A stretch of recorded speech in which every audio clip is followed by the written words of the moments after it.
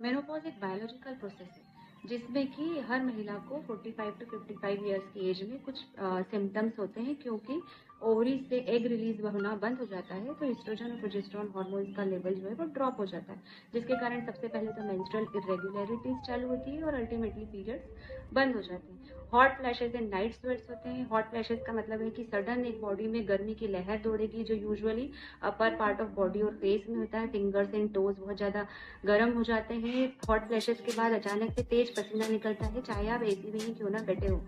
इस hot flashes के time पर कभी कभी किसी का बहुत ज्यादा ब्लड प्रेशर बढ़ जाता है, किसी को पाल्पिटेशन यानी धड़कन तेज हो जाती है, एंजाइटी और पैनिक अटैक भी आ सकते हैं। Hot flashes and night sweats के कारण पेशेंट की नींद डिस्टर्ब हो जाती है, जिसके कारण वो दिन भर थकी हुई लेथार्जिक लग सकती है, लैक ऑफ कॉन्सेंट्रेशन हो सकता है, उसका लॉस ऑफ मेमोरी हो सकती है।